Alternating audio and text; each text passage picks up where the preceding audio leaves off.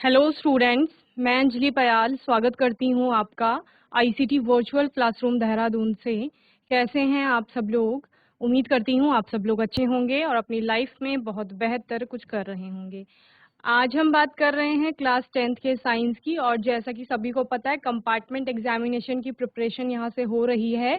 तो last session में हमने क्या पढ़ा था जल्दी से बताएंगे? ये वाला माइक ले लो। Good morning ma'am.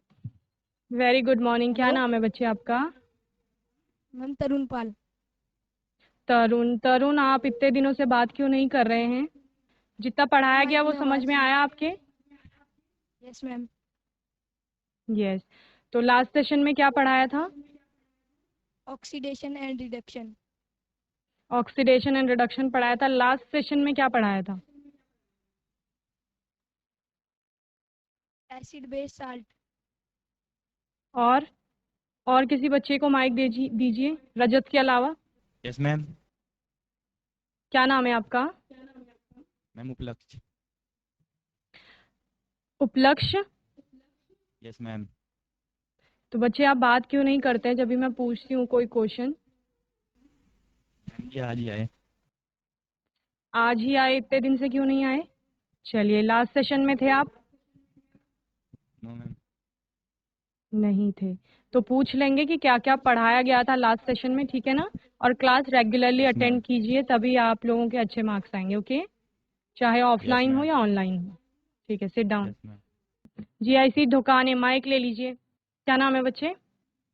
Jatin Mehra. Jatin. Jatin, मैं लास्ट 1 वीक से आपको साइंस पढ़ा रही हूँ, आपको पता है? हाँ। हाँ यस पता मैम। है आपको। कौन कौन से चैप्टर पढ़े हैं आपने, ये पता है आपको? Yes ma'am. आपको ये पता है कि सारे लेक्चर्स जितने हुए हैं, 6 लेक्चर्स अभी तक, सब में मैंने कितनी बार ढुकाने का नाम लिया है? मैम मैं डेली आता हूँ। नहीं, आप डेली आते हैं, मैं वही बोल रही हूँ कि 6 दिन से मैं आपको डेली देख रही हूँ क्लास में, लेकिन मैं बार बार ढुकाने का नाम ले रही हूँ। ना वो लोग हैंड रेस करते हैं, ना वो लोग बात करते हैं, ना वो कोई क्वेश्चन पुट करते हैं वहां से कि हमें ये समझ नहीं आया है या दोबारा बता दीजिए, या मेरे क्वेश्चन का कोई भी आंसर मुझे वहां से मिलता है। इनफैक्ट कोई भी बच्चा माइक तक नहीं लेता। ये बहुत अच्छी बात है। अगर आपकी ऑफलाइन क्लास चल रही हो और टीचर बार बार आपका नाम ले रहा है, जतिन जतिन स्टैंड अप या बात कीजिए, ये प्रश्न है आपके लिए, तो आप अवॉइड करेंगे ऐसे? और मैं यहाँ से पढ़ा रही हूँ, मैं किसके लिए पढ़ा रही हूँ बच्चे? मैं सिर्फ 12 कोट में अमन और हिमांशु के लिए नहीं पढ़ा रही हूँ, रजत के लिए नहीं पढ़ा रही हूँ, या सियानकोट के बच्चों के लिए नहीं पढ़ा रही हूँ, मैं आप सभी के लिए पढ़ा रही हूँ ना। मेरे लिए हर एक बच्चा इंपॉर्टेंट है यहाँ पर, जिसमें से एक आप भी हैं। आप इस तरह से बिहेव करेंगे, इस तरह से क्लास में रहेंगे, तो कैसे चलेगा फिर बताओ? कितना अच्छा सेकंड चांस मिला है आपको, ये अपॉर्चुनिटी है आपके पास कि अपने आप को एक बेहतर प्रदर्शन करने का अपना, और आप ऐसे कर रहे हैं। अभी क्वेश्चन पूछा जाएगा तो आंसर करेंगे, एटलीस्ट रिस्पॉन्स करेंगे वहां से कि मैम नहीं आया समझ में, दोबारा बता दीजिए। दोबारा भी नहीं आएगा, तीसरी बार बता दीजिए। मना तो मैं कभी नहीं करती हूँ कि नहीं बताया जाएगा, या कोई भी टीचर है, कोई मना नहीं करता है ना बच्चे? तो मैं सिर्फ जतिन को नहीं कह रही हूँ, मैं सारे ढुकाने के स्टूडेंट हो गए, या फिर गजरौला हो गया, सियानकोट, 12 कोट, जो भी स्कूल्स यहाँ से जुड़े हुए हैं, मैं सभी को कह रही हूँ। ये बहुत अच्छी बात नहीं है कि कोई भी टीचर, चाहे वो ऑफलाइन हो ऑनलाइन हो, जब क्लास चलती है और आप इस तरह से बिहेव करते हैं, तो वो बहुत अच्छी बात नहीं होती है।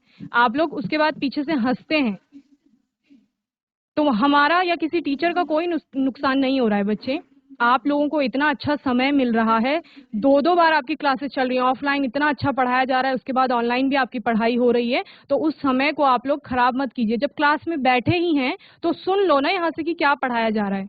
अब सुनेंगे नहीं तो वो समय बर्बाद होगा, या तो आप उस समय को भी यूटिलाइज कर लो, पर आप वो भी नहीं करेंगे। बैठना भी है, बातें भी करनी है, सुननी भी नहीं है आगे से कोई क्या बोल रहा है। चलिए सिट डाउन। जीआईसी दराऊ, माइक ले लो जल्दी से। दराऊ, क्या नाम है बच्चे? हसनैन। हसनैन। हसनैन, मुझे बताइए कि आप इतने दिन से, आपने 6 दिनों में कितने चैप्टर पढ़ाया गया? आपने एक भी क्लास अटेंड नहीं की? मैम हम आ ही नहीं रहे थे, मैम आ जाए मैम। क्यों नहीं आ रहे थे, वही मैं पूछ रही हूँ। नहीं आ रहे हैं ये तो मैं बता रही हूँ आपको, मुझे रीजन जानना है क्यों नहीं आ रहे थे। कोई भी बच्चा स्कूल नहीं आ रहा था? मैम और आ रहे थे, हम नहीं आ रहे थे। आप क्यों नहीं आ रहे थे? और हाँ बच्चे मैम, नहीं आ मैथ रहे होती थे थी पर मैम। क्लास। हाँ जी। मैम सुबह में मैम मैथ होती थी मैम, मैथ का पीरियड होता था मैम। अच्छा, मैथ्स की क्लास अटेंड कर रहे थे, ठीक है। Yes ma'am. चलिए सिट डाउन। चलिए स्मार्ट बोर्ड की तरफ चलते हैं और आज का नया टॉपिक स्टार्ट करते हैं। क्या तो आप पढ़ रहे हैं क्लास में, आपको ये नहीं पता कि नॉन मेटल, मेटल और नॉन मेटल का थर्ड चैप्टर जो आपका है वो स्टार्ट हो गया है लास्ट सेशन से। ऑक्सीडेशन रिडक्शन में फर्स्ट चैप्टर में अभी अटके पड़े हैं क्योंकि क्लास में ध्यान ही नहीं दे रहे हैं बिल्कुल भी। एक एक दिन में दो दो चैप्टर कराए जा रहे हैं, इंपॉर्टेंट कराए जा रहे हैं, कुछ पता ही नहीं है। हमने मेटल्स नॉन मेटल स्टार्ट किया था, यानी धातु और अधातु के बारे में बात कर रहे थे, जो आपका तीसरा चैप्टर है, जहां पर हमने बोला था धातुओं के कुछ आपके भौतिक गुण होते हैं या धातुओं के कुछ गुणधर्म होते हैं जिनके आधार पर आप उनको धातुओं की कैटेगरी में रखते हैं। तो वो क्या क्या थे? अब धातु, एक धातु ले लो कोई, जैसे लोहा है, एक साइड उसको रख लो, दूसरी साइड प्लास्टिक को रख लो सपोज, ठीक है। अब दोनों को कंपेयर करो, दोनों एक दूसरे से अलग कैसे हैं। तो लोहे को आप क्या बोलोगे? ठोस है। लोहे को आप क्या बोलोगे? ठोस अवस्था में दिखता है। और क्या होता है? उसकी पतली शीट बनाई जा सकती है और कठोरता है, उसमें हार्डनेस है। इसके अलावा क्या है? चमकदार सतह होती है, और अगर आप उसको गर्म करते हैं तो वो पिघलता नहीं है, यानी उसका मेल्टिंग पॉइंट बहुत हाई है, ठीक है। बॉइलिंग पॉइंट हाई होता है ठोस का, आपका धातुओं का। इसी प्रकार अगर आप प्लास्टिक को देखेंगे तो प्लास्टिक में ये सभी गुण नहीं पाए जाएंगे। और क्या होता है? लोहे की बात करते हैं तो वो कंडक्टर होता है, बेस्ट गुड कंडक्टर होता है, यानी कि एक अच्छा सुचालक होता है, ऊष्मा का भी और आपका विद्युत का भी। ओके, तो इस प्रकार से आप धातुओं को पढ़ते हैं। अब पतली शीट में कन्वर्ट करने का प्रॉपर्टी जो होता है, गुण होता है, उसको आघात वर्ध्यता कहते हैं। जैसे आपने क्या देखा है, टिफिन लाते हो, टिफिन किस में रख के लाते हो? अगर रोटी वगैरह रखते हैं तो आपकी फॉइल होती है, एल्यूमिनियम फॉइल, सिल्वर फॉइल्स का यूज करते हैं आप लोग, ठीक है। तो वो किसकी है? वो आपके एक धातु की बनाई जा रही है, उतनी पतली परत जो है। अगर लकड़ी की उतनी पतली चादर बनाने जाएंगे तो नहीं बनेगी, ठीक है ना। इसी प्रकार अगर आप किसी और अधातु की बात करते हैं तो उसमें ये गुण नहीं पाया जाता, उनमें ब्रिटलनेस, क्षण भंगुरता का गुण पाया जाता है। यानी क्षण भंगुरता क्या होता है? आपका चूरा हो जाता है। जैसे चौक को अगर पीटते हैं आप लोग तो उसका पाउडरी फॉर्म में कन्वर्जन हो जाता है। वहीं पर अगर किसी धातु को पीटेंगे, आपने कभी लोहे को पीटते देखा होगा, सुनार को देखा होगा कि सोने को पीटता है, तो उसकी पतली चादर में कन्वर्जन होता है जब उसको पीटा जाता है। तो ये सारे आपके गुण गुण थे। तन्यता का गुण था जिसमें आपने कहा कि उनकी पतली पतली तार बनाई जा सकती है, ठीक है ना। तो यहाँ पर सबसे अधिक जो आघातवर्धक धातु है वो सोना आती है, तन्य धातु भी सोना है। इसको ऐसे याद रखेंगे कि गोल्ड में कितना बारीक डिजाइन डाल सकते हैं जब उसकी ज्वेलरी बनती है। ओके, साथ ही सारी धातुएं ठोस होती हैं, आपका मरकरी को छोड़कर। पारा जो होता है वो सामान्य तापमान पर भी आपको द्रव अवस्था में मिलता है, कहीं कहीं पर गैलियम का नाम भी आता है, ठीक है। इसके अलावा सभी धातुएं कठोर होती हैं except sodium and potassium. Sodium और पोटेशियम आपकी सॉफ्ट मेटल्स में आती हैं, यानी कोमल धातुएं जिनको आप चाकू की मदद से भी काट सकते हैं, ठीक है। तो इतना आपने पढ़ लिया था। इसके अलावा अधातुओं की बात हमने की थी। तो जो गुण धातुओं में है वो आपके अधातुओं में नहीं मिलते हैं मोस्टली। यानी कि वहां पर आप क्या कह रहे थे कि ये अच्छे कंडक्टर हैं, सुचालक हैं विद्युत और ऊष्मा के। यहाँ पर जो अधातुएं होंगी वो कुचालक होंगी, इतनी अच्छी कंडक्टर नहीं होंगी, या फिर क्या होंगी? आपकी कुचालक होंगी, मतलब उनमें प्रवाहित होगा ही नहीं, ना ही विद्युत ना ही ऊष्मा। ओके, इसके अलावा ठोस या आपका गैसों के रूप में ये मिलती है, लेकिन ब्रोमीन एक ऐसी अधातु है जो आपको द्रव अवस्था में मिलती है। तो धातु द्रव अवस्था में पूछेगा तो पारा, मरकरी, Hg है, और अगर आपका अधातु पूछेगा तो वो ब्रोमीन है, Br जिसे आप कहते हैं, ठीक है ना। इसके अलावा मोस्टली जो धातुएं थी वो चमकदार थी, उनमें एक लस्ट्रस शाइन थी, धात्विक चमक जिसको आप कहते हैं। अधातुओं में ऐसी चमक नहीं होती है, लेकिन एक अधातु ऐसी पाई जाती है जिसको आयोडीन कहा जाता है, जिसमें कि अपनी एक चमक होती है। आपने कहा सारी अधातुएं कैसी हैं? कुचालक हैं विद्युत और ऊष्मा की, लेकिन आपको ग्रेफाइट जो कि कार्बन का एक अपरूप है, वो एक ऐसी अधातु है जिसमें कि आपका विद्युत का चालन होता है, ठीक है। इसके अलावा आपने पढ़ा था जैसे प्रीवियस चैप्टर में भी कि जो अधातु के ऑक्साइड होते हैं वो आपका अम्लीय प्रकृति के होते हैं, और धातुओं के ऑक्साइड जो होते हैं वो क्षारीय प्रकृति के होते हैं। ओके, चलिए अब मैंने आपको होमवर्क में reaction with metals, reaction with other compounds और एलिमेंट्स, ये आपको दिया था जो कि केमिकल प्रॉपर्टीज के अंतर्गत आ रहा था। चलिए अमन बताइए कौन सी प्रॉपर्टी पढ़ी है आपने सबसे पहले? मैम धातु धातु की किसके साथ पढ़ी? अम्ल के साथ। चलिए बताइए, धातु अम्ल से अभिक्रिया करता है तो क्या बनता है? हाँ जी, धातु अम्ल से अभिक्रिया करता है तो क्या बनता है? उत्पाद क्या बनेगा? आपने कहा धातु और अम्ल की अभिक्रिया पड़ी है, धातु के अम्ल से अभिक्रिया कराएंगे तो क्या बनेगा? देखो ये आपने कहा एसिड बेस में भी ये रिएक्शन पड़ी है, याद करो। जब अम्ल की अभिक्रिया धातु से करा रहे थे तो क्या बन रहा था? मैंने आपको कहा था ना कि कल संडे है, आपको पूरा चैप्टर प्रिपेयर करके आना है, पढ़ के आना है एटलीस्ट। बताओ कौन सा चैप्टर पढ़ा कल?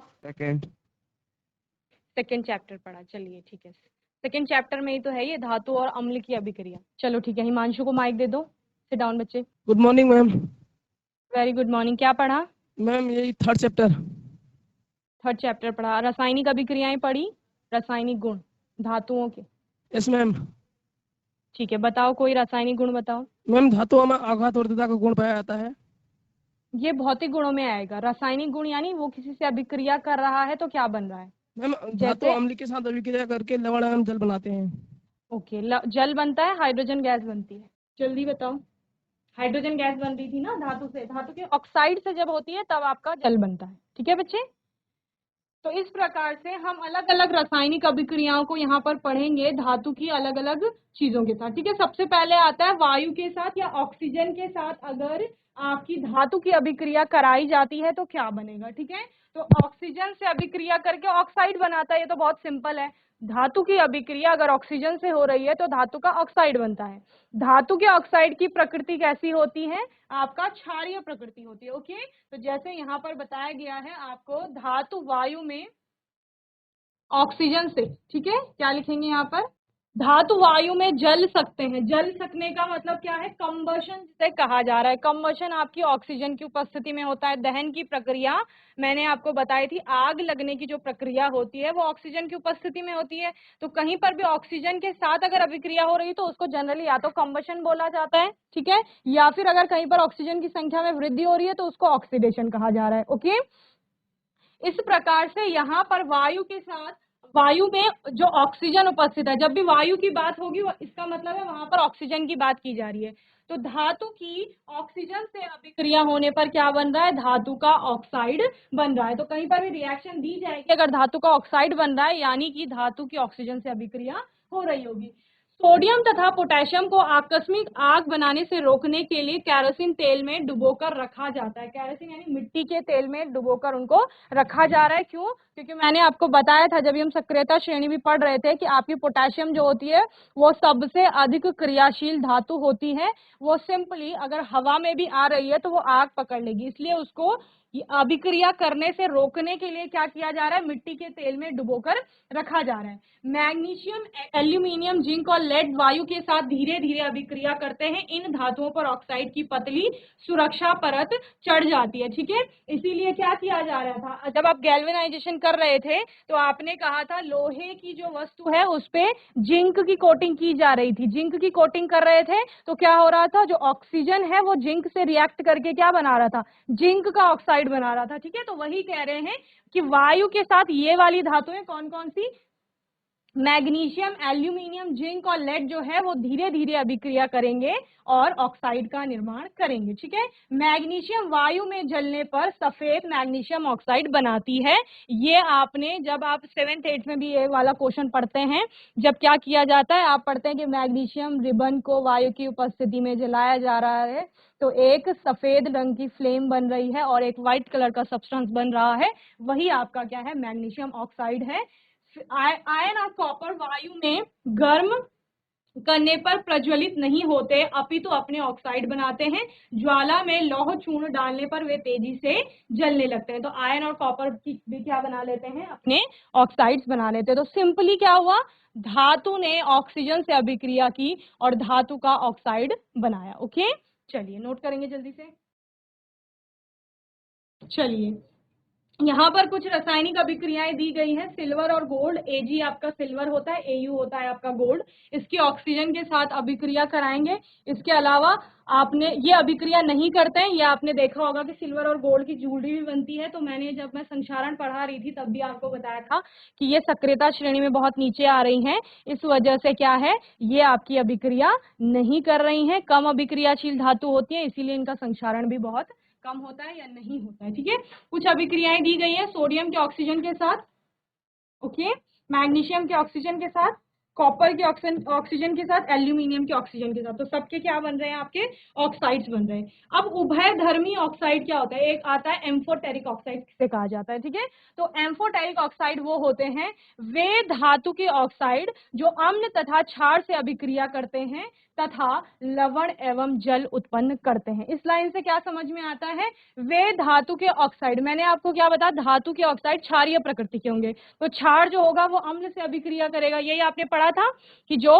आपके धातु के ऑक्साइड होंगे वो अम्ल से अभिक्रिया कर रहे थे और लवण और जल बना रहे थे। लेकिन यहाँ पर क्या कहा जा रहा है, दुकाने जो आपके धातु के ऑक्साइड हैं वो अम्ल तथा क्षार ये दोनों से अभिक्रिया कर रहे हैं। कौन से, उभयधर्मी ऑक्साइड जो बनते हैं, ठीक है ना, और अभिक्रिया करके लवण एवं जल उत्पन्न करते हैं, इसीलिए इनको क्या कहा जा रहा है, उभयधर्मी ऑक्साइड कहा जा रहा है। यहाँ पर एग्जाम्पल भी दिया गया है, Al2O3 जो होता है वो आपका उभयधर्मी ऑक्साइड में आता है। ओके, चलिए reaction of metal with water. अब जल के साथ धातु की अभिक्रिया कराएंगे और जल के साथ अभिक्रिया कराने पर क्या हो रहा है, ठंडे जल के साथ क्रियाशील।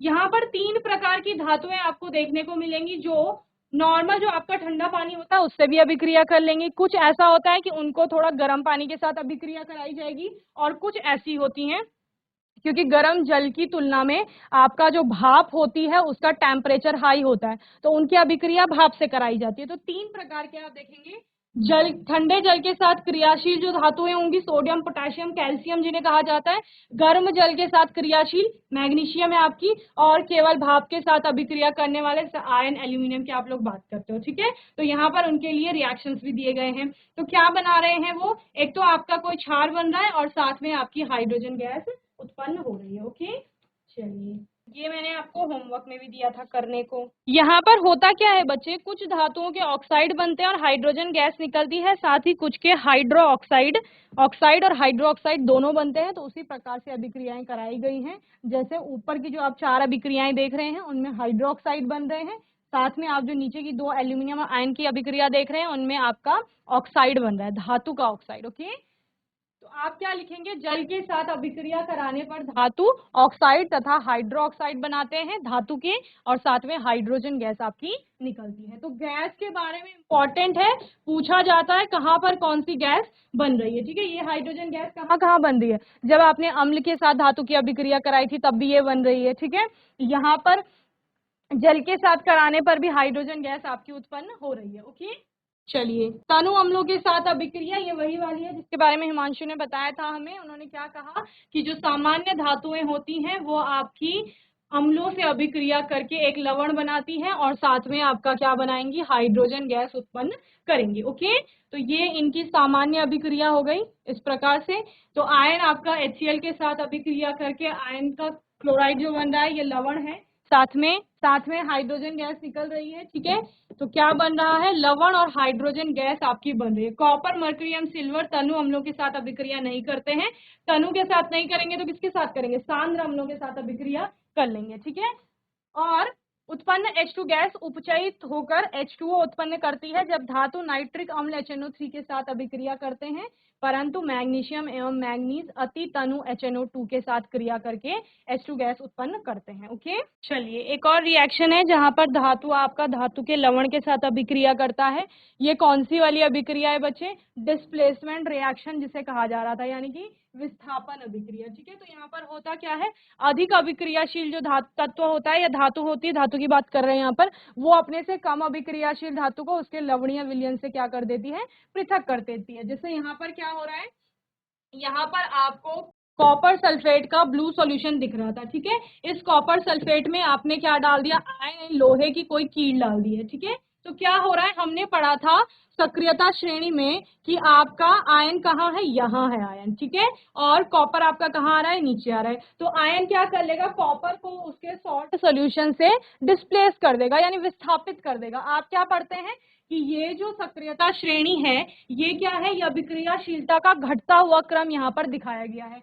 यानी सबसे अभिक्रियाशील धातु, आप मैंने बार बार बताया, पोटेशियम है, उसके बाद सोडियम है, कैल्शियम। धीरे धीरे आपकी रिएक्टिविटी जो हो रही है वो कम हो रही है। सबसे नीचे गोल्ड और सिल्वर को रखा गया है, जो आपने पहले भी पढ़ा कि ऑक्सीजन के साथ अभिक्रिया नहीं कर रही है। तो ये क्या है बच्चे, ये घटता हुआ क्रम है, किसका, अभिक्रियाशीलता का घटता क्रम है। यानी कि सबसे ऊपर जो है वो आपकी अधिक अभिक्रियाशील धातुएं हैं, और जो सबसे नीचे है वो लिखा गया है कि लीस्ट रिएक्टिव है, यानी कि सबसे कम सक्रिय या सबसे कम अभिक्रियाशील है। तो यहाँ पर इस वाले एग्जाम्पल में क्या था, आयन को डाला गया था कॉपर सल्फेट के सोल्यूशन में। तो मैंने आपको पहले भी बताया था, जब हम पहले इस वाले एग्जाम्पल को पढ़ रहे थे डिस्प्लेसमेंट रिएक्शन में, तो वहां पर भी मैंने आपको बताया था कि कोई भी तत्व जो है, कोई भी धातु जो है, वो अपने से नीचे आने वाली धातु को डिस्प्लेस कर सकता है, विस्थापित कर सकता है। मैंने एग्जाम्पल भी दिया था बुंगीधार के बच्चों को लेके कि आप किसी एक बच्चे को उठा करके उसकी सीट अगर हटा रहे हैं वहां पे से, तो कैसे, कब हटा पाओगे, जब आप उससे ज्यादा स्ट्रांग होंगे, ठीक है। यहाँ पर स्ट्रांग होने से क्या मतलब है, रिएक्टिविटी। जब केमिस्ट्री की बात कर रहे हैं तो रिएक्टिविटी। तो ये आयन लेड को, कॉपर को, मरकरी, सिल्वर, गोल्ड सबको डिस्प्लेस कर सकता है, लेकिन इससे ऊपर जो आएंगे इनकी रिएक्टिविटी अधिक है, तो इनको ये डिस्प्लेस नहीं कर पाएगा। तो चूंकि यहाँ पे कॉपर का एग्जाम्पल है, कॉपर आपका क्या आ रहा है, आयन से नीचे है, यानी कि उसकी अभिक्रियाशीलता आयन से कम है। तो आयन क्या करेगा, अब आयन उसको उसके सॉल्ट सोल्यूशन से विस्थापित कर देता है, ये अलग रख दिया उसने उसको, और अपना सल्फेट का सोल्यूशन बना दिया। यही आपका क्या है, धातु की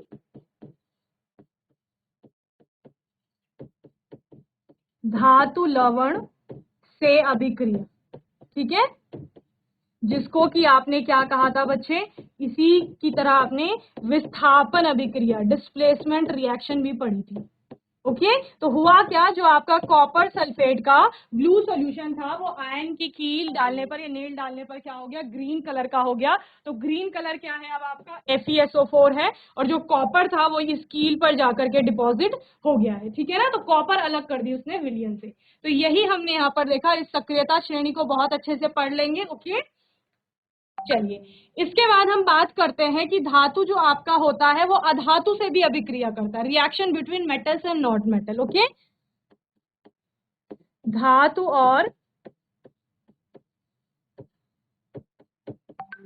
अधातु के मध्य अभिक्रिया। थोड़ा जल्दी जल्दी समझेंगे, 4th चैप्टर भी स्टार्ट करना है। उत्कृष्ट गैसें अक्रिय होती हैं, ठीक है, उत्कृष्ट गैसेस जिनको नोबेल गैसेस या अक्रिय गैसेस भी कहा जाता है, क्योंकि उनका अष्टक क्या होता है, पूरा होता है। यानी उनके बाह्यतम कोश की बात करते हैं आप, अष्टक उनको पूरा रहता है, इस वजह से वो किसी से भी अभिक्रिया नहीं करते। मोस्टली उनको 8 इलेक्ट्रॉन पूरे करने होते हैं। अन्य तत्व भी अपने बाह्यतम कोश में 8 इलेक्ट्रॉन पूर्ण करने की कोशिश करते हैं। 9th में आपने संयोजकता पढ़ी थी, तो संयोजकता आप 8 इलेक्ट्रॉनों के रिस्पेक्ट में ही देखते हैं कि 8 इलेक्ट्रॉन प्राप्त करने के लिए मुझे कितने और इलेक्ट्रॉन चाहिए, या फिर मैं कितने और इलेक्ट्रॉन दूंगा, ठीक है ना। इसके लिए ये इलेक्ट्रॉन को ग्रहण करते हैं या फिर त्यागते हैं। या तो आप किसी से, अगर आपके पास सपोज 7 इलेक्ट्रॉन है, आपको 1 इलेक्ट्रॉन की आवश्यकता है अष्टक पूरा करने के लिए, अष्टक यानी 8, ठीक है ना। तो आप क्या करोगे, 1 इलेक्ट्रॉन किसी से मांग लोगे, तो आपके पास 8 हो गए। सपोज आपके पास 1 ही इलेक्ट्रॉन है, अंदर वाली शेल तो आपकी फुली फिल्ड होगी, उसके बाद आप क्या करोगे, वो 1 इलेक्ट्रॉन देकर भी अष्टक प्राप्त कर सकते हैं। तो यानी या तो त्याग कर करेंगे या फिर ग्रहण करके अष्टक पूरा करना है किसी भी तरीके से, वो डिपेंड करेगा। धातुओं की प्रवृत्ति क्या होती है, इलेक्ट्रॉन देने की होती है, यानी कि ये इलेक्ट्रॉन दे करके आपका पॉजिटिव चार्ज अपने ऊपर बियर करते हैं। ओके, वहीं पर जो अधातु होते हैं उनकी प्रवृत्ति होती है इलेक्ट्रॉनों को ग्रहण करने की। आपने देखा होगा अधातुओं पर आपका माइनस का साइन आता है, क्यों, क्योंकि वहां पर इलेक्ट्रॉनों की संख्या अधिक हो जाती है। जब धातु और अधातु एक दूसरे से अभिक्रिया करते हैं, देखो कितनी अच्छी अभिक्रिया होगी। धातु कह रहा है मैं इलेक्ट्रॉन दूंगा और अधातु कह रहा है मैं इलेक्ट्रॉन लूंगा, तो बन तो गया रिलेशन, दोनों के बीच में हो गई अभिक्रिया। एक दूसरे को क्या देगा, इलेक्ट्रॉन देगा और दूसरा उससे ग्रहण करेगा, तो अभिक्रिया इसी प्रकार होगी। और इस प्रकार से जो अभिक्रिया होगी वहां पर आपका बॉन्ड बनेगा और उसको आयनिक बंध आप कहते हैं, ठीक है। और बनने वाला कंपाउंड क्या हो जाएगा, आयनिक कंपाउंड या आयनिक यौगिक हो जाएगा। तो जब धातु व अधातु एक दूसरे से अभिक्रिया करते हैं तथा दोनों ही इलेक्ट्रॉन के लेन देन द्वारा अपना स्ट्रक पूर्ण करने की कोशिश करते हैं, तो आयनिक यौगिक का निर्माण होता है, ठीक है ना। क्या होता है बच्चे,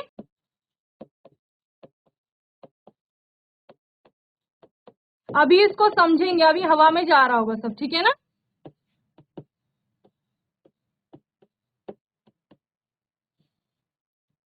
देखो सोडियम और क्लोरीन ले लिया, बहुत छोटी क्लास से पढ़ते आ रहे हो, sodium chloride sodium chloride. Sodium chloride है क्या, सोडियम धातु है और क्लोरीन क्या है, अधातु है। ध्यान से सुनेंगे ढुकाने, जो आपकी मुंडी घूम रही है ना, मुझे सब दिख रही है यहाँ से। सोडियम क्या है बच्चे आपकी, Na धातु है। Cl क्या है आपकी, अधातु क्लोरीन। मैंने क्या बोला, धातुओं की प्रवृत्ति क्या होगी, इलेक्ट्रॉन देने की। इसकी प्रवृत्ति क्या होगी, इलेक्ट्रॉन को दान करने की या देने की। क्लोरीन की प्रवृत्ति क्या है, इलेक्ट्रॉन को ग्रहण करने की। चलिए कौन से, रुद्रप्रयाग, GIC रुद्रप्रयाग, माइक ले लो जल्दी से।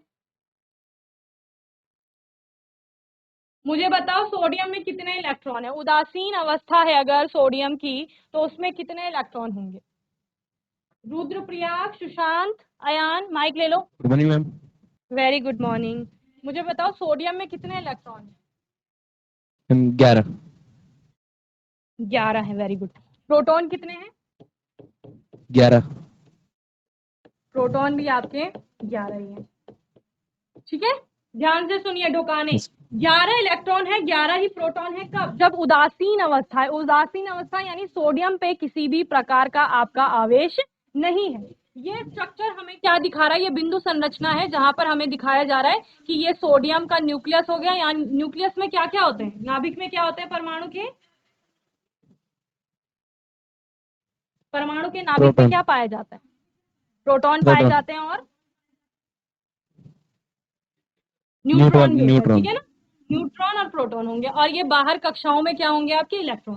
तो इन इलेक्ट्रॉनों को हम व्यवस्थित कर देते हैं 2n² के फॉर्मूले से। आप करते हैं 2 इलेक्ट्रॉन पहली में आ गए, 8 इलेक्ट्रॉन दूसरी में आ गए, 2 और 8 10 हो गए, ठीक है। 2 8 और कितना बचा, 11 आपने बताया, तो ये लास्ट वाला इलेक्ट्रॉन ये है 1। इस प्रकार का कॉन्फ़िगरेशन होगा, इस प्रकार का विन्यास होगा, किसके लिए, सोडियम का उदासीन जो परमाणु है उसके लिए। ओके, अयान बात कर रहे हैं ना। Yes ma'am. चलिए क्लोरीन की बात करेंगे। क्लोरीन में कितने इलेक्ट्रॉन है बच्चे, 17। 17 है, ठीक है। उदासीन अवस्था की बात हो रही है, यहाँ पे लिख भी देना उदासीन अवस्था दोनों में। प्रोटॉन भी कितने हो जाएंगे, 17 हो जाएंगे। देखो उदासीन अवस्था में number of electron is equal to number of proton, यानी इलेक्ट्रॉनों और प्रोटॉनों की संख्या बराबर होती है, ठीक है। इसीलिए आपका जो पूरा परमाणु होता है वो पूरा उदासीन होता है, ठीक है ना। तो इस प्रकार से 17 आपके इलेक्ट्रॉन, 17 ही प्रोटॉन हो गए, ठीक है।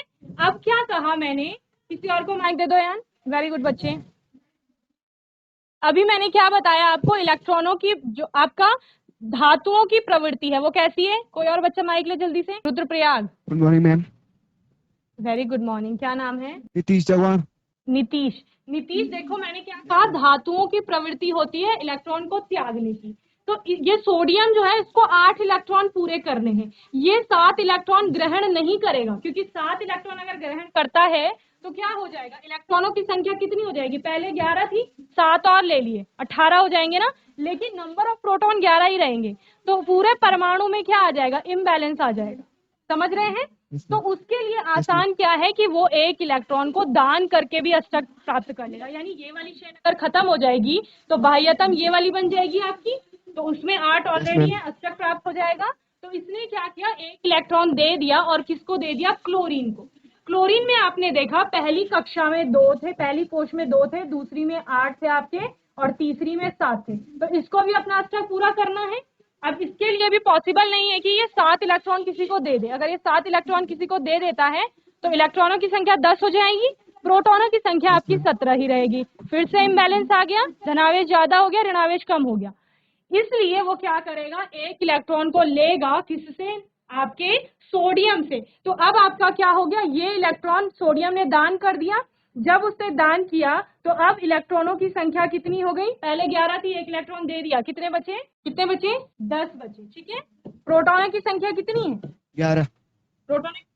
प्रोटॉनों की संख्या 11 ही रहेगी।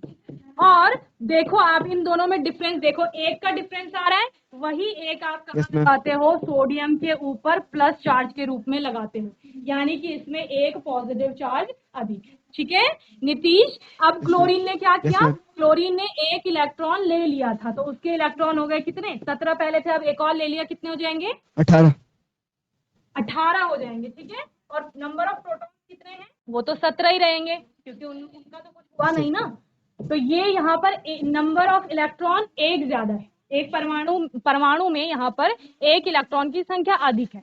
वो आप एक इलेक्ट्रॉन यानी निगेटिव चार्ज, वो कहाँ पर दिखाते हो आप, Cl के ऊपर दिखाते हो, Cl नेगेटिव। इसका मतलब क्या है, एक पॉजिटिव चार्ज सोडियम पर दिखा रहा है कि इसने एक इलेक्ट्रॉन का दान किया है, और क्लोरीन पर एक नेगेटिव चार्ज दिखा रहा है कि इसने एक इलेक्ट्रॉन को ग्रहण किया है। अब इसी एक इलेक्ट्रॉन के लेन देन से इनके मध्य में एक संबंध स्थापित हो गया, वही संबंध बंध के रूप में जाना जाएगा, आयनिक बंध। और अब आपका पूरा NaCl जो आपस में जुड़ करके एक कंपाउंड बना रहा है यौगिक, वो आयनिक यौगिक कहलाएगा। Very good Nitish, seat down बच्चे। तो इस प्रकार से आप आयनिक यौगिक को पढ़ते हैं, या फिर आप विद्युत संयोजक बंध भी कहते हैं। धातु से अधातु में इलेक्ट्रॉन के लेन देन द्वारा बने यौगिकों को क्या कहा जाता है, आयनिक यौगिक कहा जाता है, या विद्युत संयोजक यौगिक भी इनको आप कहते हैं। आयनिक यौगिकों में कुछ गुणधर्म होते हैं, जैसे कि भौतिक प्रकृति, धन एवं ऋण आयनों के बीच जो होता है वो प्रबल आपका बहुत मजबूत आकर्षण बल यानी अट्रैक्शन फोर्स जो होता है वो प्रबल प्रकृति का होगा, जिसके कारण आयनिक यौगिक जो होंगे वो ठोस अवस्था में पाए जाएंगे। ठोस अवस्था पढ़ते थे आप, जहां पर आकर्षण बल की बात करते थे कि बहुत ज्यादा होता है। ठीक है, और कठोर भी होगा इसी के कारण। आयनिक यौगिक प्रायः भंगुर होते हैं, जैसे नमक देखा है ना, चूरा हो जाता है नमक का, तो वही भंगुरता का गुण इनमें पाया जाता है। गलनांक एवं क्वथनांक कैसे होते हैं, बहुत अधिक होते हैं, क्योंकि आकर्षण का बल बहुत ज्यादा है। उस आकर्षण को बल को तोड़ने के लिए आपको बहुत ज्यादा ऊष्मा देनी पड़ेगी, बहुत ज्यादा ऊष्मा देंगे तो तापमान बहुत अधिक हो जाएगा, तो यानी आयनिक यौगिकों का गलनांक और क्वथनांक बहुत अधिक होगा। ठीक है, इसके अलावा घुलनशीलता की बात करेंगे तो ये जल में, केरोसिन, पेट्रोल सभी विलायकों में घुलनशील होते हैं। विद्युत चालक का विद्युत का चालन करते हैं जलीय अवस्था में। आप पढ़ते हैं ना, सॉल्ट को अगर पानी में डाला जाएगा तब वो क्या कर लेता है, विद्युत धारा को प्रवाहित करने लगता है। ओके, तो इस प्रकार से reaction between metals and non metal आपने देखा।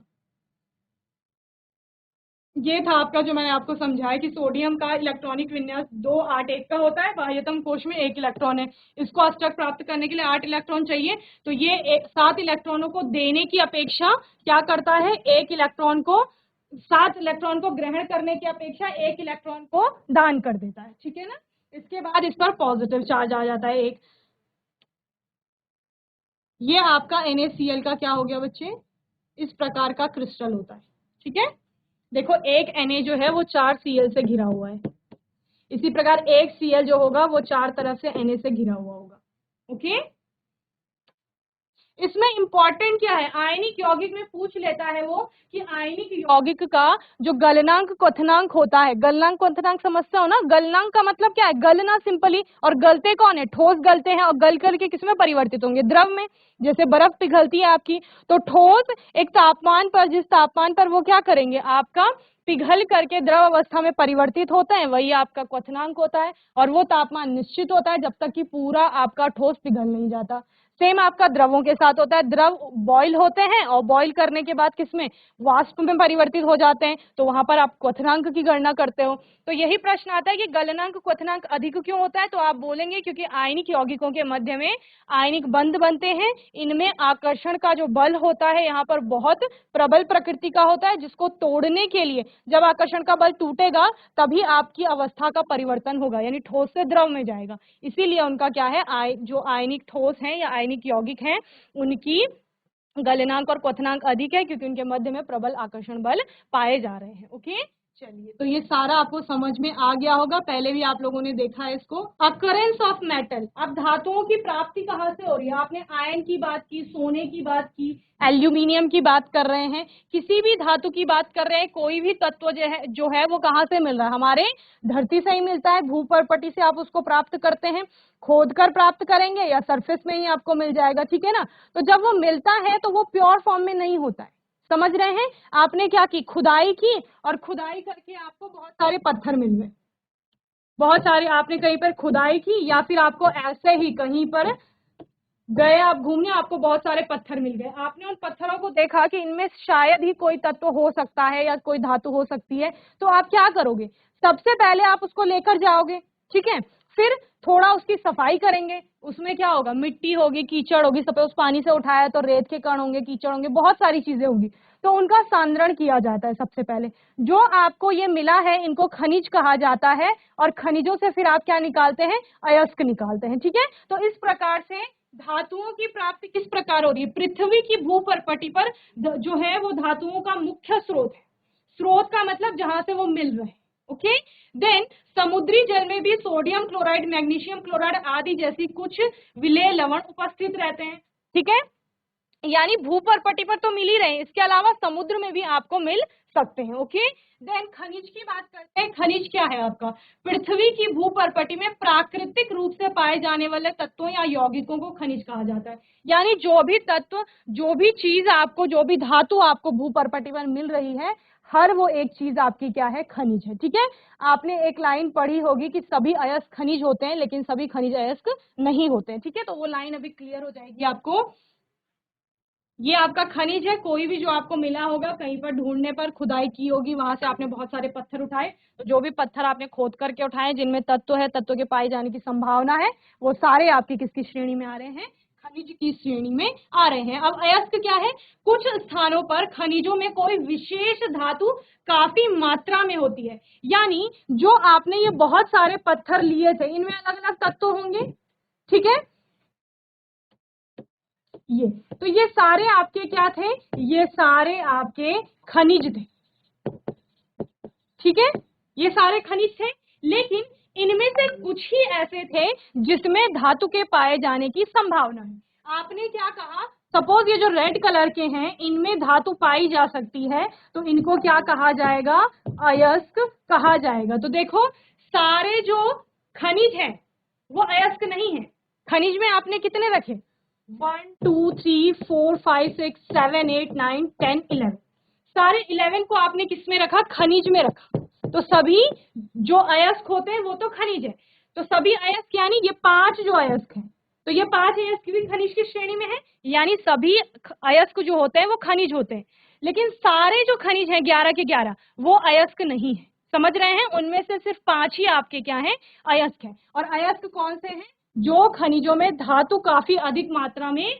होती है, जिन्हें निकालना भी इजी होगा, निकालना यानी उससे आप इजीली मेटल को एक्सट्रैक्ट कर सकते हैं, धातु को, इजीली का मतलब क्या है, खर्चा कम लग रहा है, मेहनत कम लग रही है, आसानी से आपको धातु मिल रही है, तो वो सारी आपके खनिज क्या कहलाएंगे, अयस्क कहलाएंगे। इन खनिजों को अयस्क कहा जाता है, तो ये है आपके खनिज ही, लेकिन इनको क्या कहा जाएगा, अयस्क कहा जाएगा। ओके, तो ये क्लियर हो जाना चाहिए। इस प्रकार से आपका ओर मिलता है और ये अयस्क मिला आपको, ठीक है।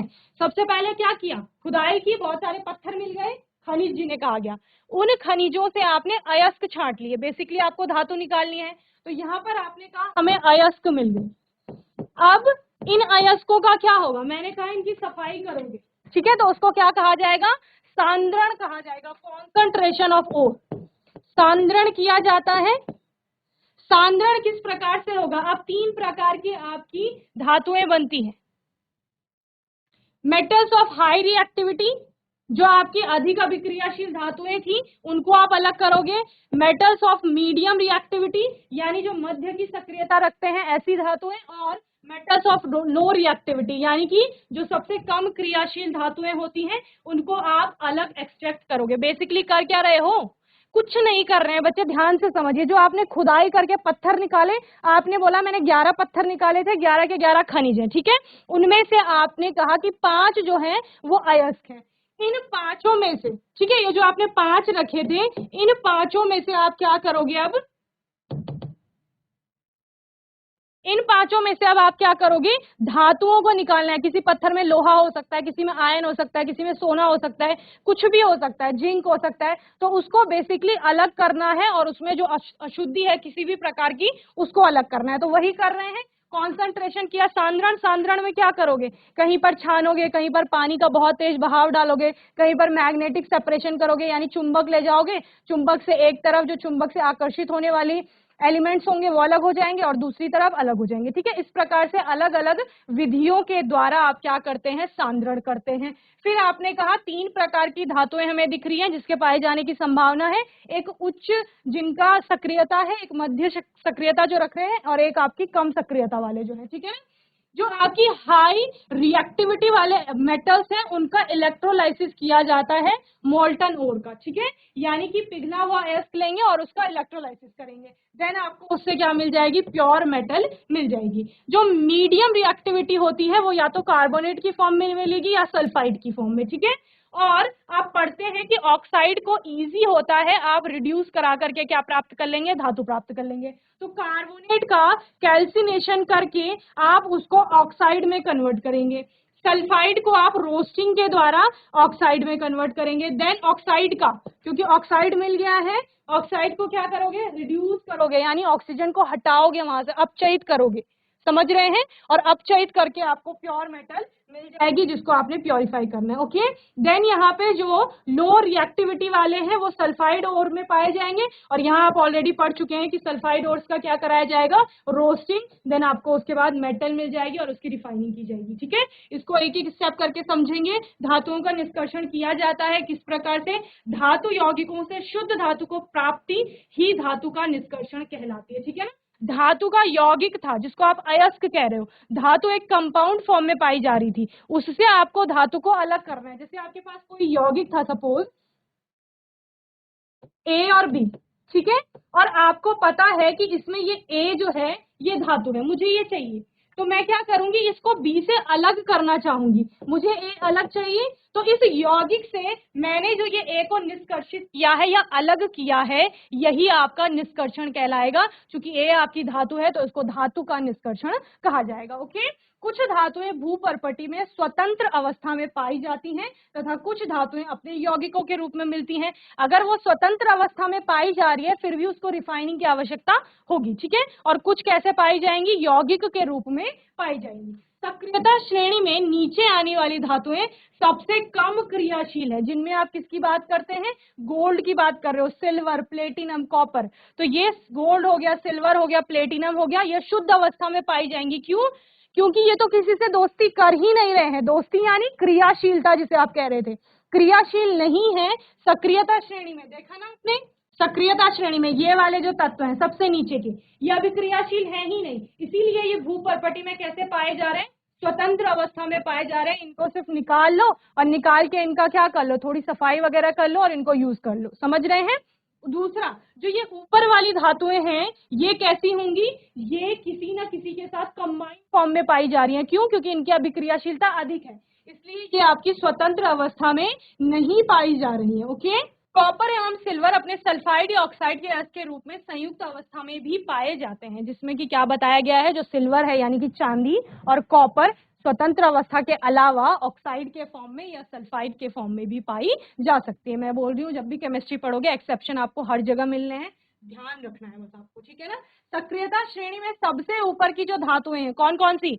पोटेशियम सबसे अधिक अभिक्रियाशील धातु है, बार बार बोल रही हूँ। उसके बाद sodium, calcium, magnesium and aluminium अत्यधिक क्रियाशील होने के कारण स्वतंत्र अवस्था में नहीं पाई जाती हैं। क्यों?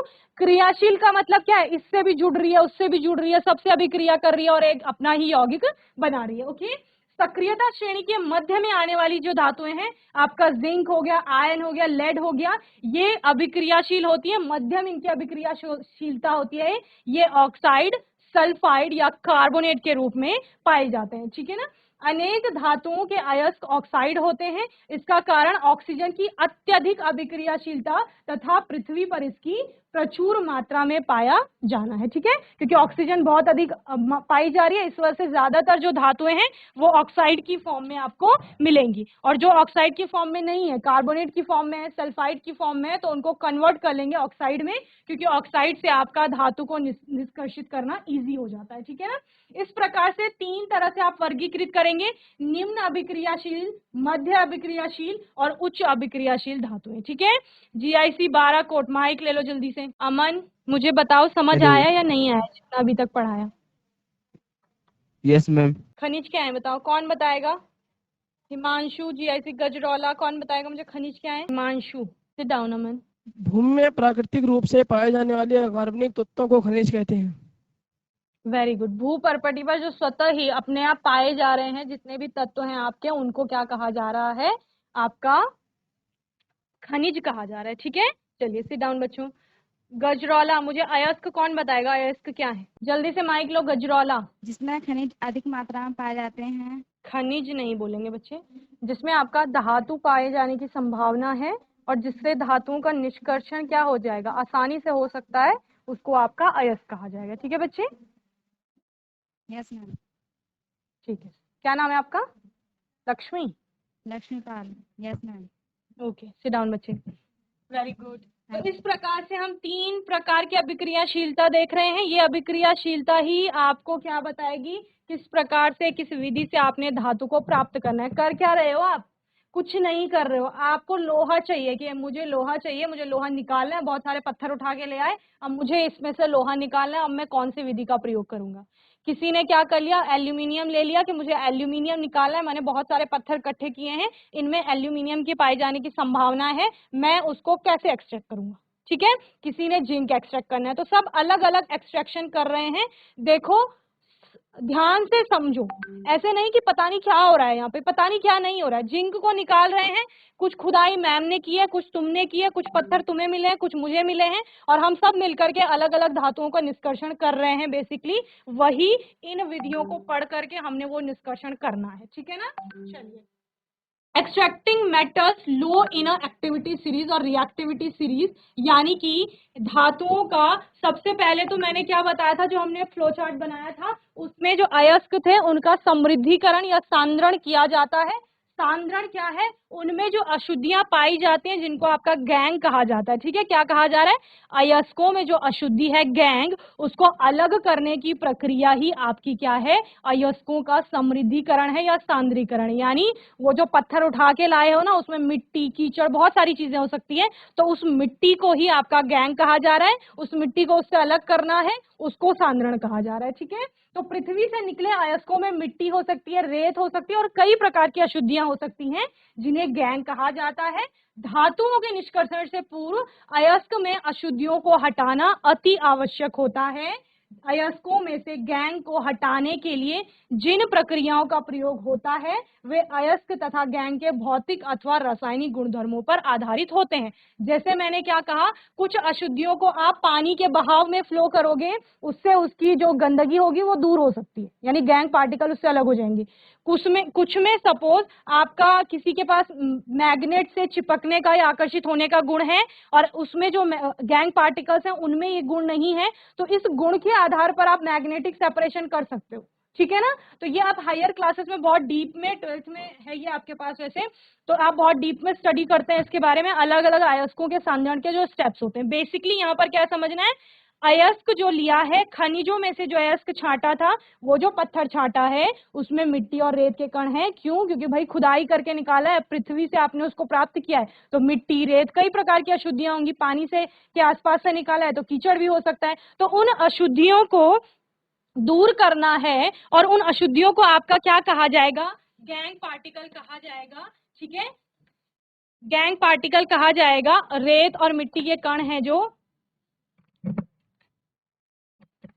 गैंग पार्टिकल कहा जाएगा, और उस गैंग पार्टिकल को उस पत्थर से या अयस्क से अलग करने ही की ही प्रक्रिया क्या है आपकी, सांद्रण कहलाएगी। ठीक है ना, तो इस प्रकार से आप सांद्रण को पढ़ते हैं। अब सबसे पहले सांद्रण हो गया, मिट्टी रेत को अलग कर लिया। अब देखोगे कि तत्व इसमें कौन सा है, धातु कौन सी है, कौन सी श्रेणी में आ रही है, किस प्रकार की उसकी सक्रियता है, क्या सक्रियता श्रेणी में सबसे ऊपर है, क्या मिडिल में है, या क्या सबसे नीचे है। तो सक्रियता श्रेणी में नीचे आने वाली धातुएं है अगर, तो उसका निष्कर्षण किस प्रकार किया जाएगा। जैसे यहाँ पे मरकरी का आपका सल्फाइड लिया गया है HGS, जिसको सिनेबार कहा जाता है। तो कम अभिक्रियाशील धातु होने के कारण धातुओं को मात्र गर्म करने पर भी धातु की प्राप्ति हो जाती है। ठीक है, सिर्फ गर्म कर रहे हैं और गर्म करने से ही आपको क्या प्राप्त हो रही है, धातु अलग प्राप्त हो रही है। उदाहरण के लिए सिनेबार इसको कहा जा रहा, सिनेबार का लिया गया है यहाँ पर उदाहरण।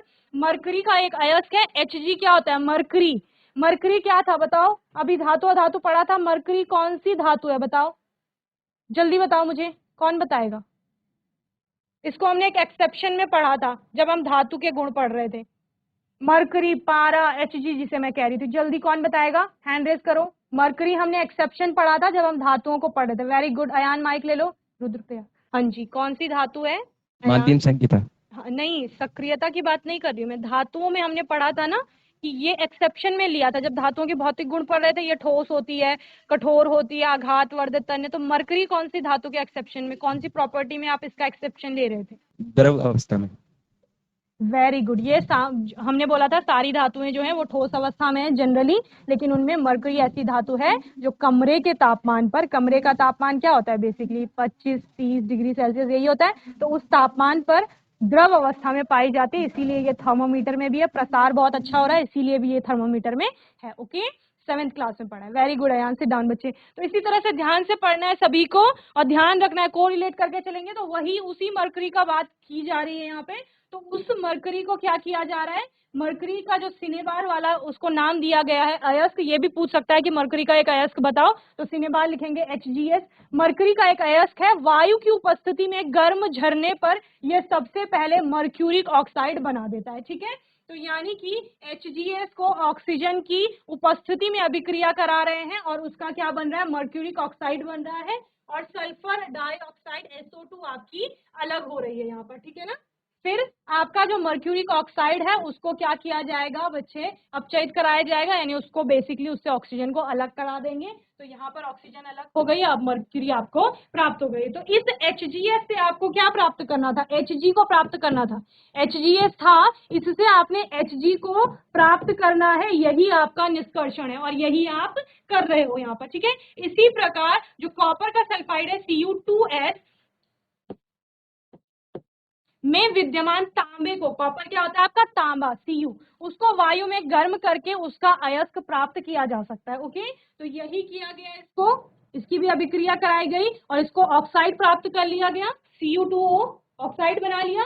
क्योंकि ऑक्साइड को आपने क्या पढ़ा है, ऑक्साइड से, किसी भी धातु के ऑक्साइड से धातु को प्राप्त करना आसान है, तो इसका भी ऑक्साइड बना लिया गया।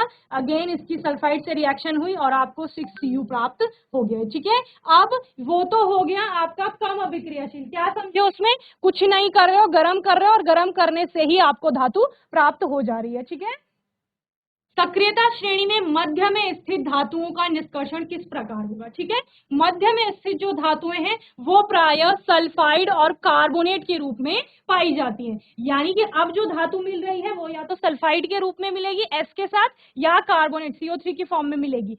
अब उसको क्या किया जाएगा, सल्फाइड या कार्बोनेट की तुलना में, जैसे आपने पहले पढ़ा कि धातु को उसके ऑक्साइड से प्राप्त करना आसान है, यानी अगर वो सल्फाइड के रूप में था, पहले आपने मरकरी में भी देखा, उसको पहले ऑक्साइड में कन्वर्ट किया गया। क्यों, क्योंकि ऑक्साइड से हम इजीली उसको प्राप्त कर सकते हैं। ठीक है, तो यहाँ पर भी वही करेंगे, जो सल्फाइड और कार्बोनेट के रूप में पहले से है उसको पहले ऑक्साइड में कन्वर्ट करेंगे, देन ऑक्साइड को रिड्यूस कराया जाएगा। देखो ऑक्सीजन है उसमें, ऑक्सीजन को उससे अलग कर रहे हैं, यानी अपचयन की, रिडक्शन की अभिक्रिया करा रहे हैं, और फिर हमको धातु प्राप्त हो रही है। ठीक है, तो कार्बोनेट जो आपका सल्फाइड होता है उनका भर्जन किया जाता है। पूछ सकता है भर्जन क्या है, रोस्टिंग। तो भर्जन क्या है बच्चे, सल्फाइड का ऑक्साइड में जो कन्वर्जन है वो भर्जन कहलाता है, और ठीक कार्बोनेट का जब ऑक्साइड में कन्वर्जन होगा उसको निस्तापन कहा जाएगा। ठीक है, तो सल्फाइड को भी ऑक्साइड में कन्वर्ट कर लिया है, आपका कार्बोनेट को भी ऑक्साइड में कन्वर्ट कर लिया है। अब उस ऑक्साइड को क्या करेंगे, अपचायक के रूप में कार्बन का प्रयोग करते हैं और धातु ऑक्साइड में उसको जो है उससे धातु को प्राप्त कर लेंगे। धातु ऑक्साइड मिल गया, अब धातु ऑक्साइड से ऑक्सीजन को हटा दिया गया है और धातु को प्राप्त कर लेंगे। तो ऑक्सीजन का हटना क्या है, अपचयन है, तो अपचयन किया जा रहा है वहां पे। ठीक है ना, अभी समझेंगे।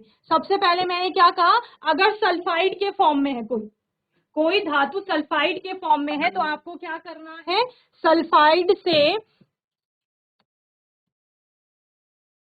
सल्फाइड से आपने उसको कन्वर्ट कराना है किसमें, ऑक्साइड में। ठीक है, और यही आपका क्या कहा जा रहा है, भर्जन कहा जा रहा है या रोस्टिंग। ठीक है, तो यानी सल्फाइड से ऑक्साइड में परिवर्तन आपका भर्जन कहा जाता है। तो भर्जन क्या है, सल्फाइड अयस्क को वायु की उपस्थिति में गलनांक बिंदु से निम्न ताप पर गर्म करेंगे और गर्म करने पर यह ऑक्साइड में परिवर्तित हो जाती है। जैसे आपने पहले भी देखा, जो सल्फाइड थे उनको वायु की उपस्थिति में गर्म कराया जा रहा था और गर्म कराने से क्या हो रहा था, वो ऑक्साइड में कन्वर्ट हो रहे थे। तो यही कहा जा रहा है, बस गलनांक से, यानी वो पिघले नहीं। ठीक है, जिस सल्फाइड को आप गर्म कर रहे हो वो पिघलनी नहीं चाहिए, गलनांक से कम तापमान तक आप उसको गर्म करेंगे और उसके बाद वो सल्फाइड से ऑक्साइड में कन्वर्ट हो जाएगी और इसी प्रक्रिया को आपका भर्जन कहा जाता है। ठीक है ना, भर्जन का उदाहरण है यहाँ पर जिंक का सल्फाइड है ZnS, इसको क्या किया गया है, वायु की उपस्थिति में गर्म करा रहे हैं, जैसे बोला गया है ऑक्सीजन से अभिक्रिया हो रही है, आपको दिख रहा है, और ये किस में कन्वर्ट हो रहा है बच्चे, देखो ऑक्साइड में कन्वर्ट हो गया है। तो यही आपका क्या है, भर्जन इसको कहा जा रहा है। ओके, चलिए, तो भर्जन में अभिक्रिया भी लिख लेंगे, नोट कर लो, शॉर्ट फॉर्म में नोट कर लो। ये सल्फाइड से ऑक्साइड में कन्वर्जन हो रहा है तो उसको भर्जन कहा जाएगा, और ये रिएक्शन लिख लो तो समझ आ जाएगा कि सल्फाइड से देखो ZnS था, जिंक का सल्फाइड था, इसको जिंक ऑक्साइड में कन्वर्ट कर लिया ZnO। रुद्रप्रिया, सुशांत बात करेंगे, जल्दी से माइक लो, मुझे बताओ भर्जन क्या है। ठीक है, आपके लेफ्ट में कौन बैठे हैं बच्चे, नीतीश, दिव्यांश, उनको दे दो माइक, साइंस के ही है ना। Morning ma'am. प्रियांश बताइए भर्जन क्या है बच्चे। ऑक्सीजन की उपस्थिति में हाँ जी, जिंक सल्फाइड से जिंक ऑक्साइड में कन्वर्जन हो रहा है। ठीक है, चलो बैठ जाओ। एक और बार बता देती हूँ, भर्जन क्या है। मैंने आपको बोला बेसिकली करना क्या है, जो आपको पत्थर मिले थे ना उनका सांद्रण हो गया था, जैसे हमें जतिन ने बताया कि सांद्रण कर दिया, उससे गैंग पार्टिकल्स को अलग कर दिया है, सफाई कर दिया। अब क्या होगा, अब सल्फाइड अयस्क अगर वो है, यानी सल्फाइड उसमें है अगर, तो आप क्या करेंगे, उस सल्फाइड को ऑक्सीजन की उपस्थिति में ऑक्साइड में कन्वर्ट कराएंगे। ठीक है, क्यों, क्योंकि ऑक्साइड से धातु को प्राप्त करना इजी है। जैसे जिंक को हम निकाल रहे हैं, सपोज सब मिल करके जिंक को एक्सट्रैक्ट कर रहे हैं, तो हमें सल्फाइड वाले पत्थर मिल गए हैं अगर, तो हम क्या करेंगे, उन सल्फाइड का ऑक्साइड में कन्वर्जन करेंगे और सल्फाइड का ऑक्साइड में कन्वर्जन ही आपका भर्जन कहलाता है। ओके, नेक्स्ट आपका क्या बोला हमने कि जो मध्यम की सक्रियता श्रेणी में आते हैं या मध्य की सक्रियता जिनकी होती है वो किसके रूप में भी पाए जाते हैं, आपके कार्बोनेट की फॉर्म में भी पाए जाते हैं। तो अब कार्बोनेट का ठीक उसी वही करना है, वहां पर सल्फाइड को ऑक्साइड में कन्वर्ट किया, यहाँ पर कार्बोनेट को ऑक्साइड में कन्वर्ट करेंगे और कार्बोनेट को ऑक्साइड में कन्वर्ट करना ही आपका क्या कहलाएगा, निस्तापन कहलाएगा, यानी कि कैल्सिनेशन जिसे कहा जा रहा है। ओके, तो वायु की अनुपस्थिति में सांद्रित अयस्क को उसके गलनांक से नीचे परंतु उच्च ताप पर गर्म करके ऑक्साइड में परिवर्तित किया जाता है, इसी को आपका क्या कहा जाता है, निस्तापन कहा जाता है। ठीक है, या आप इसमें क्या कहते हैं, सीमित अनुपस्थिति भी कह सकते हैं या सीमित वायु की उपस्थिति में, यानी ऑक्सीजन की लिमिट लगाएंगे आप यहाँ पर। ठीक है ना, तो आपको ZnCO3 दिख रहा है, जिंक का कार्बोनेट है ये एक, और इसको क्या किया जाएगा, इसको भी गर्म किया जाएगा, हीट देंगे आप यहाँ पर। ठीक है, तो ये ZnO में जिंक के ऑक्साइड में कन्वर्ट हो गया है, बस यही तो करना था, कार्बोनेट से ऑक्साइड में कन्वर्ट करना था, और यही आपका क्या कहलाएगा, निस्तापन कहलाएगा। ओके, चलिए तो भर्जन कुछ नहीं है, सल्फाइड को ऑक्साइड में कन्वर्ट कर रहे हैं, वायु की उपस्थिति बोला आपने, और निस्तापन क्या है, कार्बोनेट को ऑक्साइड में कन्वर्ट कर रहे हैं, और ऑक्सीजन की लिमिट है यहाँ पर, ठीक है, सीमित मात्रा में वायु है या फिर अनुपस्थिति है, तो ये आपका निस्तापन कहलाया जाएगा। तो अब क्या कर लिया है, सांद्रित कर लिया था, सफाई कर ली थी उसकी, सफाई के बाद आपको सल्फाइड मिला, उस सल्फाइड और दूसरा कार्बोनेट मिला, उन दोनों से आपने ऑक्साइड प्राप्त कर लिया। अब मुझे बताओ, इस ZnO में O है और मुझे इस O को इससे हटाना है, तो ऑक्सीजन को हटाना, ऑक्सीजन को हटाना क्या कहलाता है, ZnO से मैं O हटाऊंगी तभी तो मुझे जिंक प्राप्त होगी। तो किसी भी अभिक्रिया में ऑक्सीजन का हटना क्या कहलाता है, बताओ, अभी बताया था मैंने। सेला कोई माइक ले लो जल्दी से, सेला कोई। हेलो मैम, मेरा नाम आर्यन है। आर्यन, हाँ जी, जिंक ऑक्साइड है हमारा, इससे ऑक्सीजन को हटा रहे हैं।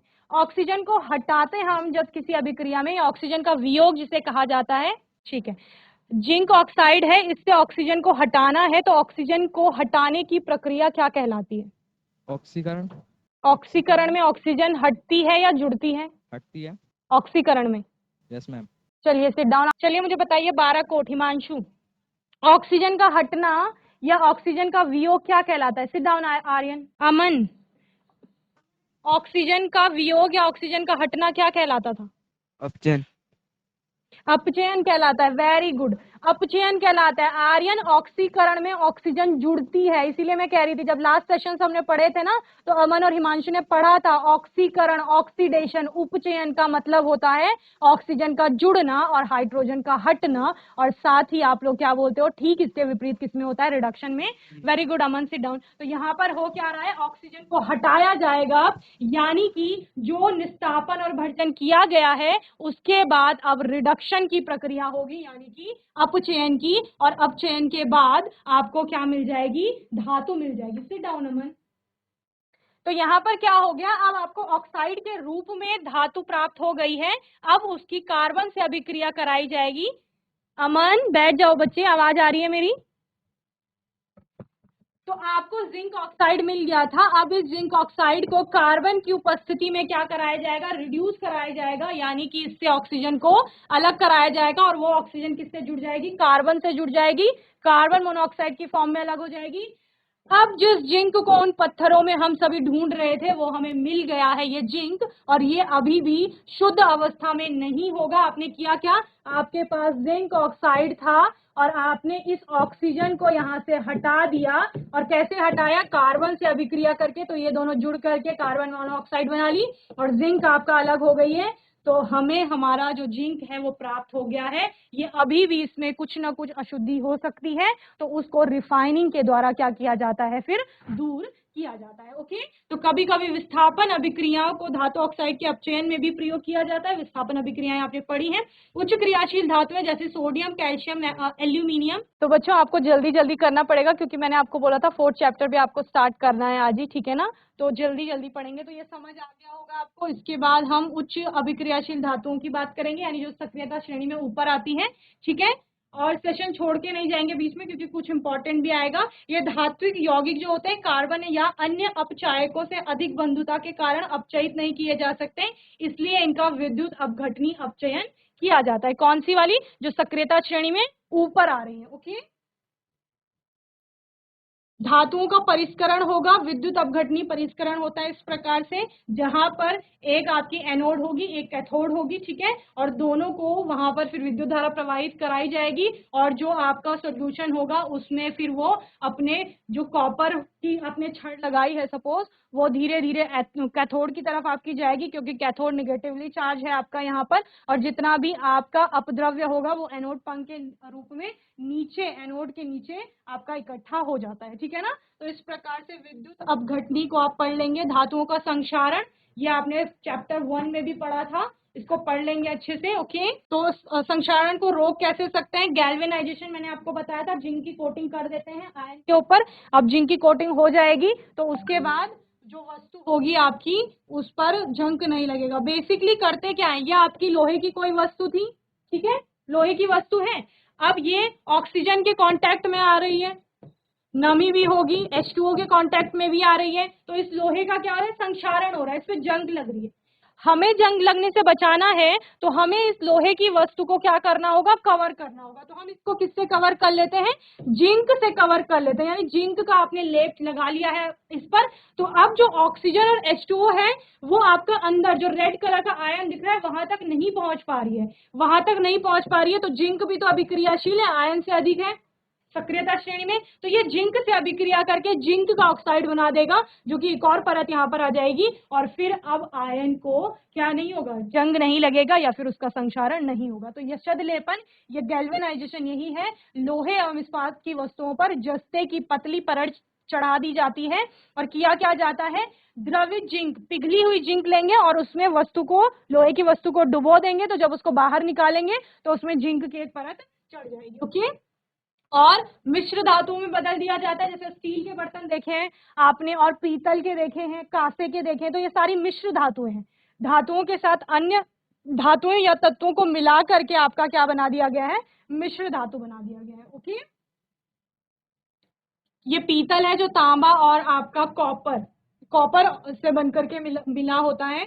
जिंक और क्या कर सकते हैं, आपका पेंट कर दिया जाता है, ग्रीस ऑयलिंग कर दी जाती है। ठीक है, मिश्र धातु को थोड़ा अच्छे से पढ़ लेंगे। तो बच्चे इस वाले चैप्टर में एक तो रासायनिक अभिक्रियाएं हैं वो पढ़ लेंगे अच्छे से जो आज पढ़ाई गई हैं। इसके अलावा जो धातुओं का निष्कर्षण है, धातुओं की प्राप्ति वाला टॉपिक है, उसको पढ़ लेंगे अच्छे से। ठीक है ना, संक्षारण क्योंकि आपका 2 जगह आ गया है, 2 बार आ चुका है, तो ये तो इजी होगा, अगर ये आएगा तो कर लेंगे।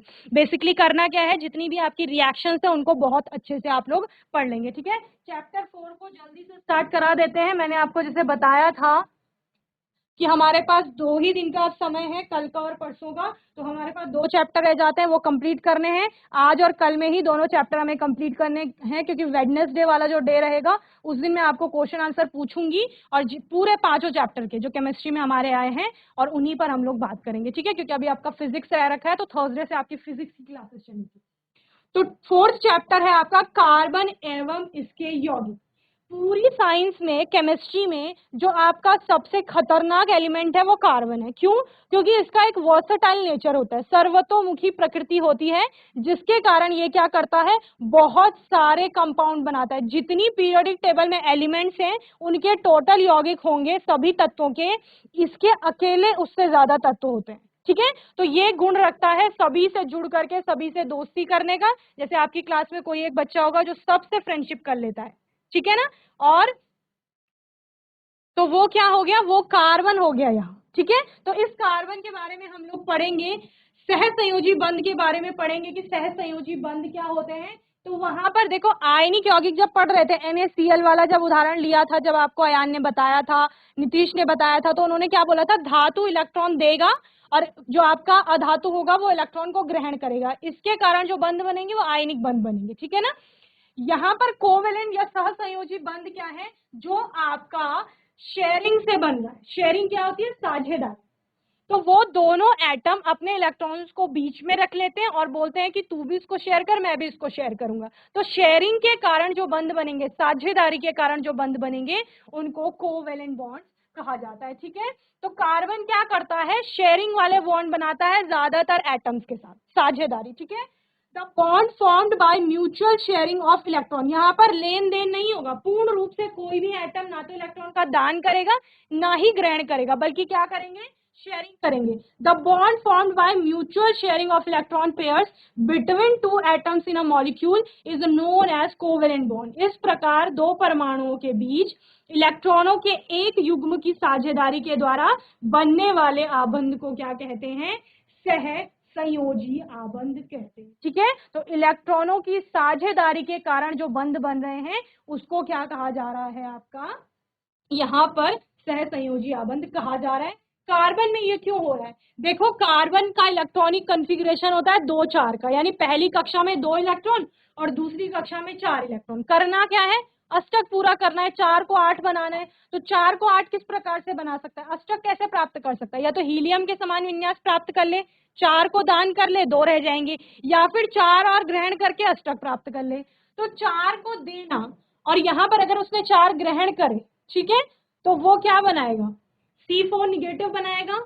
But it would be difficult for the molecule with from the nucleus with 6 protons to hold on to 10 electrons। ठीक है, क्या पॉसिबल नहीं है? क्योंकि प्रोटॉन तो 6 ही रहेंगे, इलेक्ट्रॉन आपके 10 हो गए। क्यों? क्योंकि आपके 6 पहले से 4 उसने और ले लिए तो 10 हो गए। तो 6 पॉजिटिव चार्ज के लिए पॉसिबल नहीं है कि वो 10 निगेटिव चार्ज को बियर कर सके। समझ रहे हैं? दूसरा क्या कहा जा रहा है? It could loss 4 electron forming C4 negative, C4 positive, but it requires a large amount of energy to remove 4 electron. ठीक है, अब 4 इलेक्ट्रॉन को निकाल भी सकता है, तो 4 इलेक्ट्रॉन को निकालने में बहुत ज्यादा एनर्जी देनी पड़ेगी, तो वो भी पॉसिबल नहीं है कि इतनी ज्यादा एनर्जी दे पाए। तो ना तो वो 4 इलेक्ट्रॉन ग्रहण कर पा रहा है हिमांशु, ना ही वो 4 इलेक्ट्रॉनों को दान कर पा रहा है। तो वो क्या करेगा? वो यहाँ पर सह संयोजी आबंध बनाएगा, साझेदारी करेगा। तुम कह रहे हो कि मैं ना तो तुम्हें अपनी 4 टॉफियां है मेरे पास मैं वो दूंगा, ना ही मैं तुमसे 4 ग्रहण करूंगा। क्यों? क्योंकि जब तुम किसी को 4 नहीं दे पा रहे हो तो दूसरा कैसे तुम्हें 4 दे देगा? ठीक है ना? तो वही यहाँ पे हो रहा है। वो कह रहा है ना तो मैं 4 इलेक्ट्रॉन दे सकता हूँ क्योंकि मुझे बहुत ज्यादा एनर्जी चाहिए होगी देने में, और ग्रहण नहीं कर सकता क्योंकि मेरे पास पॉजिटिव चार्ज उतना नहीं है कि मैं उस नेगेटिव चार्ज को बियर कर पाऊँ। ठीक है, तो इसलिए हम दोनों क्या करते हैं? शेयरिंग करते हैं, साझेदारी करते हैं। मैं 4 टॉफी दूंगा, तुम भी दो। ठीक है, या 2 मैं दूंगा, 2 तुम भी दो। तो इस तरह की साझेदारी कहाँ होती है? कार्बन में आपको देखने को मिलती है, जिसके कारण कार्बन कोवेलेंट बॉन्डिंग करता है। और 3 प्रकार के सहसंयोजी आबंध 3 प्रकार के होते हैं। एक आपका होता है सिंगल कोवेलेंट बॉन्ड यानी एकल सहसंयोजी आबंध, ठीक है, द्विसहसंयोजी आबंध और त्रिआबंध। ठीक है, 3 प्रकार के होते हैं। एकल सहसंयोजी आबंध में कार्बन कार्बन के बीच में आपको या कोई भी जो एटम के बीच में हो रहा होगा वो एक एक इलेक्ट्रॉनों की साझेदारी हो रही होगी। यानी जैसे यहाँ पर हाइड्रोजन का एग्जांपल लिया गया है, H2 का कोई मॉलिक्यूल है, यानी 2 हाइड्रोजन के एटम है। हाइड्रोजन में कितना? एक ही इलेक्ट्रॉन होता है। ठीक है, एक इसका हो गया जो मैंने डॉट से दिखाया है, एक इसका हो गया जो मैंने क्रॉस से दिखाया है। तो दोनों ने बीच में रख लिए कि हीलियम के समान विन्यास प्राप्त कर लेंगे, यानी 2 इलेक्ट्रॉन पूरा कर लेंगे। तो तुम मेरा एक रख लो और मैं भी तुम्हारा ये वाला इलेक्ट्रॉन शेयर कर लूंगा। तो दोनों में एक एक इलेक्ट्रॉनों की साझेदारी हो रही है, तो एकल बंध बनेगा। समझ रहे हैं? अब दूसरा क्या है? द्विआबंध, द्विसहसंयोजी आबंध। द्विसहसंयोजी आबंध में क्या होता है? 2 इलेक्ट्रॉनों की शेयरिंग के कारण परमाणुओं के मध्य में डबल बॉन्ड बनते हैं, द्विआबंध बनते हैं। जैसे यहाँ पे कार्बन डाइऑक्साइड है और ऑक्सीजन के भी 2 इलेक्ट्रॉन होंगे। तो इस प्रकार से तो 2 इलेक्ट्रॉनों की साझेदारी के कारण इस प्रकार आपका डबल बॉन्ड फॉर्म हो रहा है। और त्रिआबंध क्या कहता है कि 3 एटम्स के मध्य में 3 इलेक्ट्रॉनों की साझेदारी होगी, यानी एक एटम आपका 3 इलेक्ट्रॉन रखता है। जैसे N2 में आप देखते हो नाइट्रोजन 3 बॉन्ड बनाता है दूसरे नाइट्रोजन के साथ, यानी 3 इलेक्ट्रॉन इस वाले के होंगे और 3 इसके होंगे। ठीक है, तो इससे क्या बनेगा? त्रिआबंध बनेगा। तो इस प्रकार से आप इनको पढ़ते हैं। आगे आप इलेक्ट्रॉन डॉट स्ट्रक्चर, ये भी इंपॉर्टेंट है, इनके बारे में पढ़ के आएंगे होमवर्क में। और क्या करके आएंगे? देखो सबसे इजी है आपका चैप्टर 4, ध्यान से सुनो। होमवर्क में क्या करना है आपको? ये वाला चैप्टर तो पढ़ना ही है, इसके साथ चैप्टर 4 में जो भी आपका पीरियोडिक टेबल के लिए पहले डोबेराइनर का हो गया, न्यूलैंड का हो गया, मेंडलीव का हो गया, मॉडर्न पीरियोडिक टेबल है, सारी पीरियोडिक टेबल को अच्छे से पढ़कर आओगे। ठीक है, होमवर्क में आपने चैप्टर 4 को पढ़ना है। चलिए माइक ले लीजिए जल्दी से, बरोटी वाला 12 कोट माइक ले लो जल्दी से। Yes, अमन, ma'am. जितना आज पढ़ाया वो समझ आया ना आपको? Yes ma'am. ठीक है, कोई भी डाउट होगा, अभी तक जितने 4 चैप्टर पढ़ लिए हैं आपने, चौथा चैप्टर तो अभी थोड़ा सा ही देखा, तो जितना भी पढ़ा है उसमें से कोई भी डाउट होगा तो कल और परसों के सेशन में आप लोग पूछ लेंगे। ठीक है ना? Yes ma'am. क्योंकि उसके बाद इस मंथ में मेरी क्लासेस नहीं है आपके पास। थर्सडे से आप लोग फिजिक्स पढ़ेंगे जो दूसरी मैम पढ़ाएंगी। तो और चलिए, वेरी गुड अमन, सिट डाउन बच्चे। बरोटी वाला माइक ले लो जल्दी से। क्या नाम है बच्चे? रजत। रजत समझ में आया जो पढ़ाया आज? ठीक है, भौतिक गुण पढ़ लेंगे, धातु अधातु के, ठीक है, और रासायनिक गुण पढ़ लेंगे। इसके अलावा आप क्या करेंगे? जो हमने सांद्रण पढ़ा यहाँ पे, अयस्कों का सांद्रण की मतलब पूरी जो विधियां हैं धातुओं की प्राप्ति, वो सारा एक बार अच्छे से पढ़ लेंगे, ठीक है ना? और होमवर्क में क्या दिया है मैंने? चैप्टर 4 को आपने बहुत अच्छे से तैयार करके लाना है। ठीक है ना? यहाँ पर तो हम पढ़ेंगे, एक बार आप घर से बहुत अच्छे से उसको तैयार करके आएंगे। ओके, चलिए, तो मैं उम्मीद करती हूँ आज का सेशन सभी को अच्छे से समझ में आया होगा। सिट डाउन बच्चे। और किसी का भी कोई डाउट होगा, क्वेश्चन होगा तो आने वाले सेशन में आप लोग पूछ लेंगे। और तब तक के लिए आईसीटी वर्चुअल क्लासरूम से जुड़ने के लिए धन्यवाद।